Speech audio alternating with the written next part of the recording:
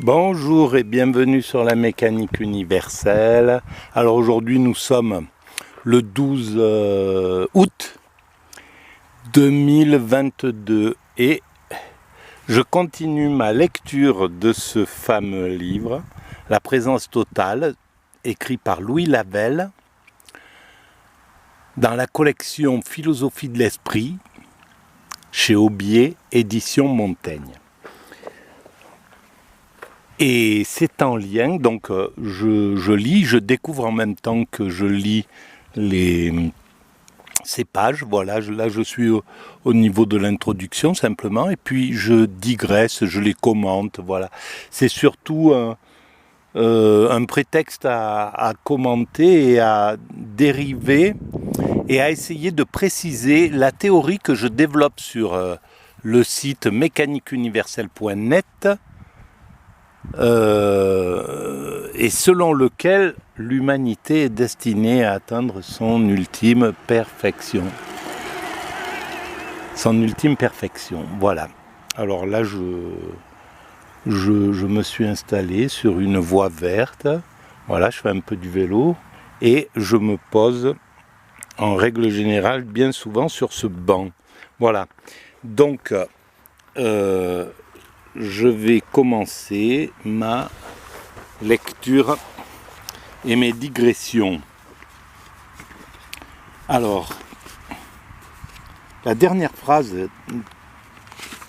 du chapitre précédent, le numéro 4, en fait, se terminait comme ça, comme ceci. Et l'intellectualisme est stérile s'il n'est pas pénétré de spiritualité. Bonjour. S'il n'est pas pénétré de spiritualité. Bonjour. Donc en somme, Louis Lavelle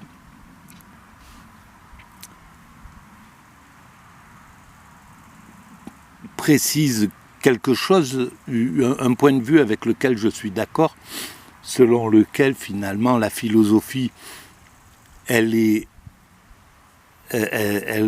a quelque chose de... Sa plus grande importance, c'est quand elle est baignée, en somme, par la spiritualité, par les grandes questions que propose la spiritualité. Qu'est-ce qu'il y a avant le Big Bang, avant le mur de Planck? Pourquoi il y a quelque chose plutôt que rien, etc. Voilà, et qui d'une certaine manière, rend beaucoup plus logique l'idée qu'il y ait un principe créateur plutôt que rien. Hein. Surtout quand on voit que cet univers matériel, pour l'instant, on ne sait pas s'il y a d'autres formes de vie, engendre à un certain moment la possibilité de la vie, l'évolution, donc tout ça, il le portait en germe avant la création de l'univers, puisque rien n'est extérieur à cet univers, donc c'était potentiellement là, et s'il y avait la potentialité de l'évolution de la vie, de son évolution, et de l'apparition de l'amour, sous la forme dans laquelle nous la connaissons, l'amour absolu par exemple, et la possibilité de l'extase, de cette sensation subliminale, etc. Et voilà que tout cela ait été en germe à l'origine, ça rend beaucoup plus logique le fait qu'il y ait un principe créateur plutôt que ce soit le néant qui ait mis en route ce monde finalement. Voilà. Donc je continue ma lecture. Il est difficile d'admettre que les hommes puissent entrer en dissension sur la poursuite d'un tel idéal. Alors l'idéal, finalement, c'est l'idéal de pousser le progrès jusqu'à jusqu'à son perfectionnement. Parce que je pense que Louis Lavelle, il ne le dit pas directement comme ça. C'est un philosophe, donc il l'entoure de beaucoup de précautions. Alors que moi, je suis un charpentier des idées, un terrassier du concept. Donc c'est tout à fait brutal. J'ai aucun bagage intellectuel et universitaire. Donc j'y suis allé franco. Voilà, quand à partir de cette phrase qui m'est tombée dessus comme le doigt de Dieu. L'humanité est destinée à atteindre sa perfection, ben je suis parti là-dedans et voilà, sans complexe, sans crainte, sans rien. Donc, je continue. Mais la vérité qui est commune à tous produit en chacun d'eux une révélation particulière. Et nous nous querellons parce que nous voulons que ces révélations se ressemblent et non point qu'elles convergent. Ah, voilà le truc. C'est ça c'est très intéressant. C'est très intéressant. Bonjour. En fait, bien sûr, bien entendu, on veut qu'elles se ressemblent, alors que elles sont chacune, elles expérimentent chacune des voies différentes, et ce qui permet de converger. Et en fait, Louis Lavelle, on peut démontrer la pertinence et la logique de ça, parce que c'est la même chose avec l'espèce humaine qui s'est répandue dans chaque espace de cette planète. Finalement, on est allé et s'adapter à tous les environnements, les Inuits sur la banquise, les Bédouins dans le désert, les aborigènes à tel endroit, toute l'Afrique a été vue, a été adaptée. On s'est adapté aux altitudes, à la mer, etc. Enfin, bref. Et tout ça c'est des différences. Et ces différences, en ce moment, maintenant que nous sommes partis vers la réunion, ces différences, chacune a apporté ce qu'elle avait à apporter au tronc commun qu'est l'humanité. Et en fait, c'est la même chose pour les idées, pour les pensées, les théories différentes. On voudrait qu'elles se ressemblent, on voudrait par exemple que les Hegeliens croyants, les Hegeliens mystiques, que les Hegeliens mystiques voudraient que les Hegeliens matérialistes qui ont donné finalement Marx et toute cette philosophie de combat. Voilà, chacun voudrait ramener à soi les divergents. Voilà, on voudrait ramener Nietzsche dans le giron du spirituel, par exemple, alors que sa voix, il est allé inspecter des voies qui étaient très importantes. Même si moi, je les considère comme l'inverse, une inversion de la logique. L'humanité va vers sa perfection spirituelle. Et Nietzsche le redoute, le comprend, mais le redoute et pense que c'est une catastrophe, qu'on ne doit pas s'affaiblir, qu'on ne doit pas aller vers l'amour, qu'on ne doit pas aller vers cet affaiblissement de l'humanité qui signerait sa perte, mais qu'il vaut mieux revenir aux aristocrates guerriers, revenir en arrière à l'époque des Romains, des Grecs, etc., peu importe, voilà, des durs à cuire, quoi, hein, des Spartiates, pour pouvoir survivre. Alors peut-être qu'il a même raison, mais en tout cas, sa voix, elle est aussi importante que la voix d'un spirituel que d'un Hegel qui pense qu'on va vers le summum de l'esprit. Cependant, la guerre ne peut régner qu'entre les corps où la destruction de l'adversaire assure l'hégémonie du vainqueur. Au contraire, chaque esprit a besoin de tous les autres pour le soutenir, pour l'éclairer, pour prolonger et compléter la vision de l'univers qu'il a lui-même obtenu. C'est grandiose, voilà. Voilà un philosophe totalement que bien des philosophes actuels là, qui sont un peu à la mode et qui sont dans vraiment binaires, qui pensent que voilà, celui qui pense pas comme eux est un insensé, devrait relire Louis Lavelle et sa douceur, son œcuménisme.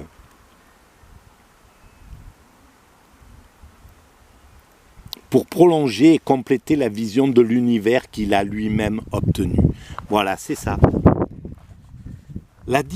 Les différents esprits ne se sentent rivaux que par un amour-propre charnel dont ils n'ont point encore réussi à se dépouiller. Exactement, c'est que ça. C'est un amour-propre charnel, ou alors parfois une défense d'un point de vue, d'une communauté, d'un groupe humain, les philosophes qui sont occidentalocentristes défendent des points de vue férocement occidentaux, actuellement par exemple où il y a la guerre, ou simplement parce que l'Occident est en lutte contre les Russes, contre les Chinois, etc. Il y a une sorte d'orgueil chez certains philosophes communautaristes, on va dire, hein, qui les fait plonger dans l'injustice, malheureusement, parce qu'ils ont une vision extrêmement binaire, même si elle est importante, leur vision, comme Louis Lavelle le dit, c'est un des points de vue qui sert à la vision totale, à une vision globale. Mais c'est un peu dommage pour un philosophe de devoir défendre l'injuste par attachement viscéral à un système, quoi. Voilà, en pensant que... Et bien souvent, ça les rend sourds à l'apport des autres. Alors oui, bien sûr, l'apport occidental est important, il est là, il a eu une vocation, et il a sans doute encore une vocation importante pour l'évolution de l'humanité. Mais il n'empêche que ce point de vue occidentalocentrique et narcissique n'est plus ne doit plus subsister, quoi, doit être remplacé par justement une vision beaucoup plus woke dont ils sont farouchement opposés, mais qui est nécessaire. Voilà, on ne pourra pas faire l'abstraction de juger les mauvais comportements de l'Occident vis-à-vis des autres cultures. C'est obligatoire. Voilà, donc ils permettent de freiner un peu l'accélération de ça, mais je pense que c'est dommage pour la philosophie, en fait. C'est extrêmement dommage pour la philosophie. Comme les philosophes athéistes, les philosophes athées qui finalement